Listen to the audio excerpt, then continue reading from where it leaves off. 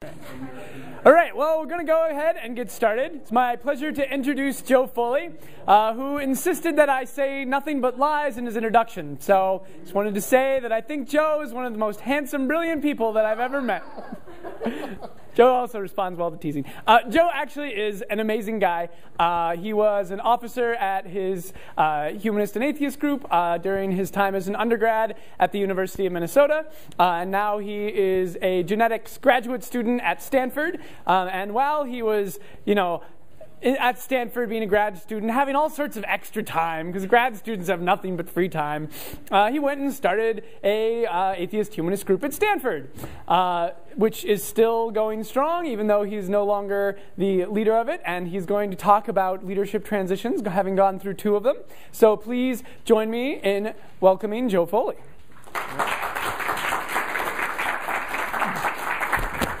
You can leave it on the table. I'll drop it. All right, thanks, August. And I guess before I start, I just want to give a plug. So August mentioned I'm the chair of the Secular Student Alliance's Board of Directors. And just so you know, the SSA is a completely democratic organization, and hopefully all of you are members. I know there was a discount for member registration, so that's likely true. But once a year, you're allowed to elect the members of the Board of Directors.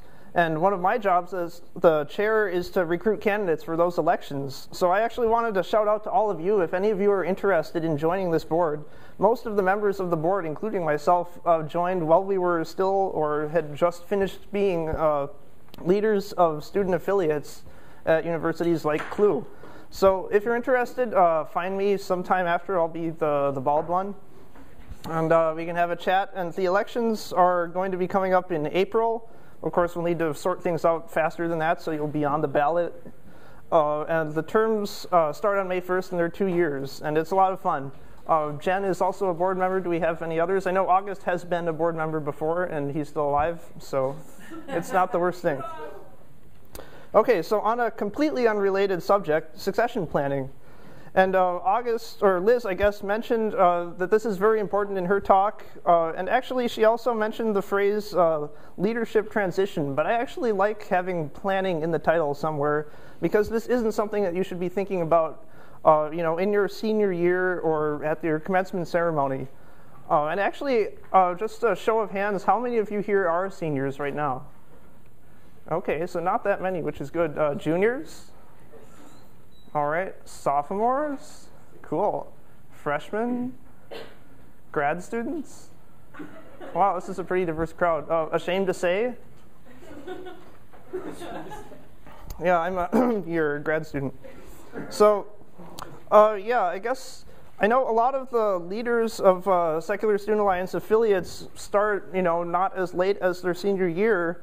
But you still need to think about the fact that you're only going to be around at your university or high school now, or grad school even, for just a few years. August likes to compare this to organizing at a bus stop. By the time you've actually got anyone into any kind of cohesion, they hop on and they walk away, or ride away. So, that doesn't apply just to the members of your group, but even the officers, who hopefully are somewhat more permanent, but still. You really need to plan your replacement before it's too late to do so. You can't ask someone to take over if they've never done anything for you before. So, as August mentioned, I've, I guess, successfully successioned out of 2 different student affiliates, one that I co-founded, but one also that was around for at least 10 or 15 years before I joined, which is actually kind of a rare thing in this movement. And I definitely didn't do everything right. But I do want to talk to you about what worked, and especially what I wish I'd done, and maybe what I wish I would be doing right now. And so hopefully, if there's time, we'll be able to have a little bit more discussion and not just listen to me. But at any rate, I'm going to try to tell you what I think I've learned over all of the successes and definitely failures that I've had. So Liz used this word at least 3 times, but that's not nearly enough. Delegate. Delegate, delegate, delegate. So that's the most important thing you can do, not just for improving the capacity of your group right now, but for ensuring that it still survives after you leave.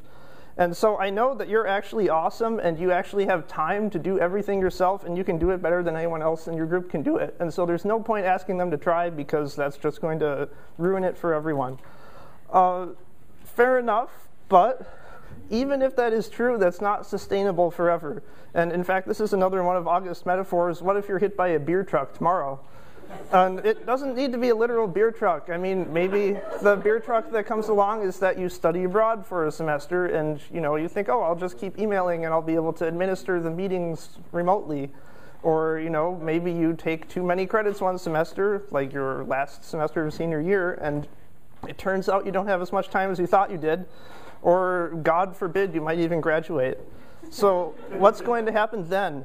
And the best way to prepare for this is to have people who are already doing things, people other than yourself, before it even comes to that.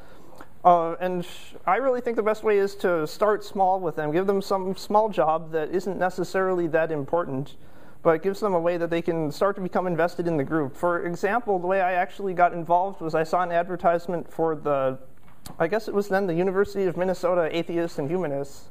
And I thought, oh, that sounds like fun. And after a few meetings, they asked me if I wanted to be the secretary and take notes on the meetings. And it turns out that no one reads the notes, which is fine. But then the next year, I became the treasurer and also the co-chair. So what's wrong with that example, actually? I think it might have been, and it worked on me because I was a gullible freshman, but maybe asking someone to be the secretary isn't really the best way to approach it. I sort of look at it as an investment rather than entitlement. So one solution is, oh my God, the year's over, we need a treasurer. And I confess that I've done exactly that, and it has worked, but it was not really the safest way to go about it. I think taking on a title like secretary or especially president or treasurer is something that's scary to busy students. We're all volunteers. And in fact, maybe if they're not scared by that, you should actually be a little worried about them. I mean, if you're more interested in having a title than doing the work that comes with it, then I don't know. That's another point altogether. But really, the way I think you can get started is just ask someone to do a one-time job rather than ask them to have a title. So, for example, especially at the Stanford group that I've worked with more recently, we would just ask someone like, hey, would you organize this one event? And it's a completely self-contained project that has a fixed completion date, and they'll know whether they succeeded or not. Or, add one page to a website, or can you just lead a firing squad for this one night? Something like that where the risk of harm to the group, if they fail, is not really that high, or maybe it's something that, you probably wouldn't even do if you were the only person who does anything, like taking notes on the meetings. But yeah, it's clear goals. The payoff is nice and quick for them. They get to see, that they succeeded. And there's room for them, especially to throw in extra effort if they feel so inclined, and you can find out what that looks like. And afterward, thank them for the good job that they've done and make sure to give them the credit for it publicly. So what you get out of that is that not only have you gotten something done without doing it yourself, but you have someone now who's invested in the group. They've put some effort into it, and it's paid off, and they feel like they own part of it, which essentially they do. So I want to add a quick corollary to that point, which is that we are all volunteers, except, of course, our lovely staff here, but probably in your group, all volunteers. And, of course, also students, and school should be your first priority. But with all of that in mind, try to give people jobs that are best suited to their particular skills and availability. So if you have someone who's shy but really organized and good with email and spreadsheets and so forth, maybe that's a treasurer. But if you have, someone who's really good with people but can't design a flyer to save her life, then, that person, even if that's your publicist, they can subdelegate too. You can have a publicist, and you can have a deputy publicist, or you can just have someone who designed that one flyer that one time, and then maybe you'll ask them another time, and that's even better. And on that note, I also want to emphasize another point that I don't think we bring up very often, but it's actually worked well in my experience, which is you can consider alternative leadership structures. So actually, I mentioned a deputy publicist, and maybe you can have an assistant secretary or an assistant to the secretary.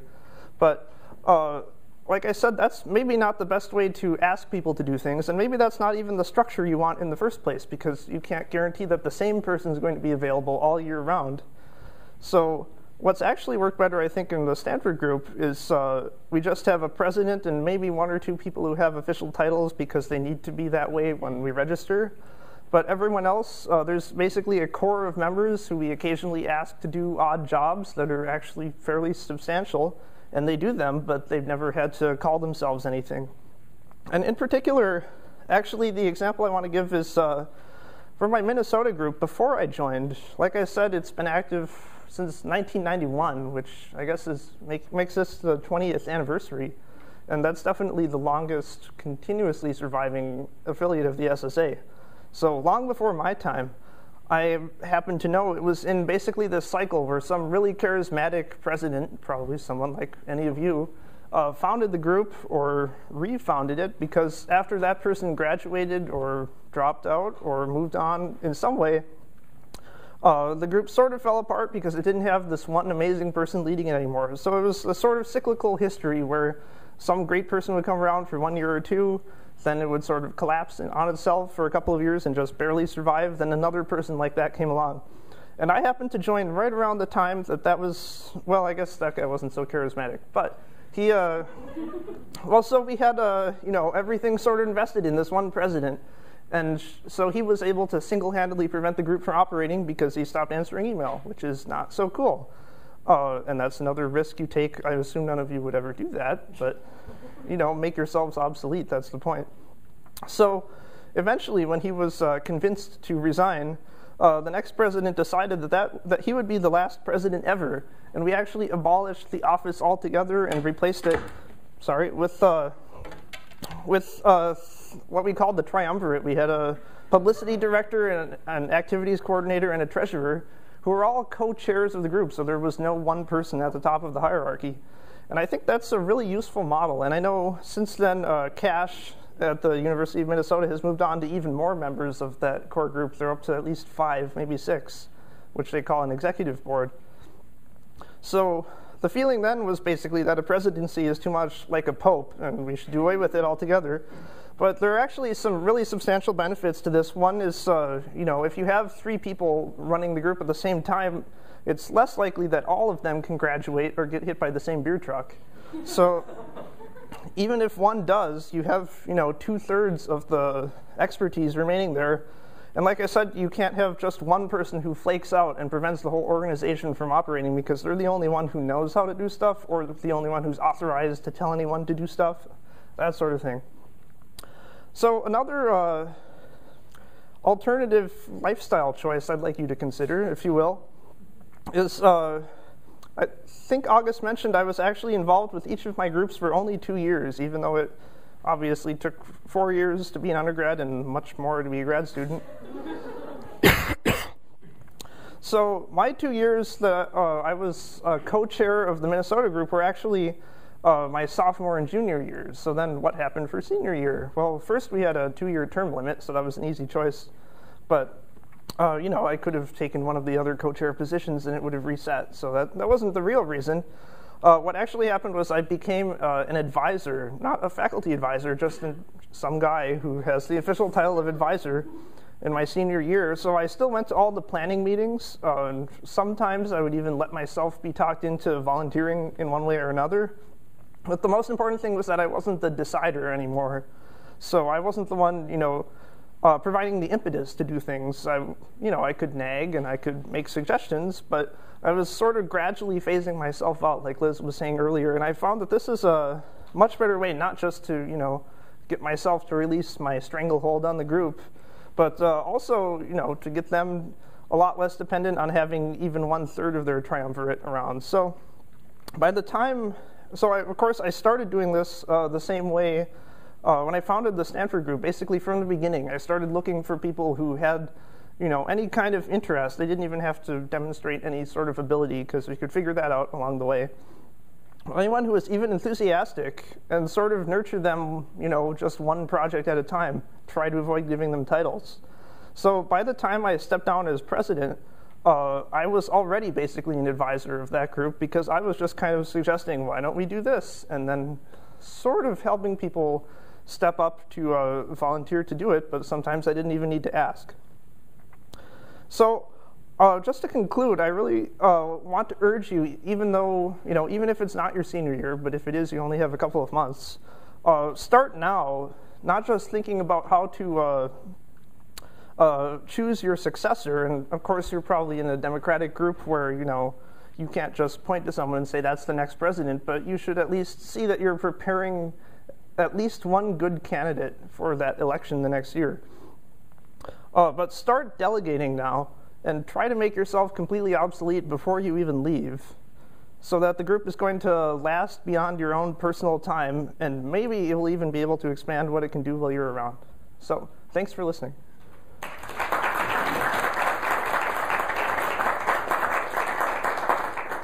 So I did save some time if you have any questions or just discussion amongst yourself, because I know a lot of you have things to add that I don't. So take it away. Yes? When you have a multiple person head, a triumvirate, or Right, the three-headed beast. or whatever, who acts as spokesman when the press comes? Yeah, well, so we did decide that ahead of time. Well, we had the activities coordinator, treasurer, and publicist. So that was the publicist. But it didn't have to be that way. You could name someone else, or you could rotate. Like maybe to answer that question, what we did for chairing the meetings was a little different, because no one was really designated at that. So we just rotated, and some people didn't want to do it ever. So we just kind of rotated between two of the three, and that was fine. More questions, or thoughts, or comments? All right. Well, then I guess we have extra time for more. Oh, yes. Okay, do you have anything that you would like to specifically say to the people who are sitting there like, oh, shoot, we don't really have very much time at all. We need to get this ball rolling, phasing out, it's going to be hard. How do we start? You have a couple of months. That's not, I know what you want to hear, but there is still, you have more activities left, right? I mean, your group isn't done for the year. If you gave up right now and had someone, well, not give up, if you delegated right now and had someone else plan every meeting from now till the end of the year, that person would have more experience than most people do when they start a group. So they're already pretty far ahead that way. So I guess, yeah, I would say it's not too late right now. Yes, Liz. I'd like to add to that a little bit. Even if you do graduate or stop being the president of the group, it does not mean you have to drop off the planet. We do have this fancy schmancy thing called email. So you can, if you do have just a couple of months left, definitely let your group members know that they can keep in touch with you and encourage them to do so, so that when they hit something they haven't encountered before, you can help them through it. Right, yeah, if you're, I became an advisor in my senior year, but that may not be the best solution for you. You can do it as an alumnus, and maybe even if you live in the area, keep coming back to the group. It's not that creepy if you're, only a year out and everyone still knows you. So definitely consider that if you're in the area, or even if you're not, by email. All right, well, thanks, everyone.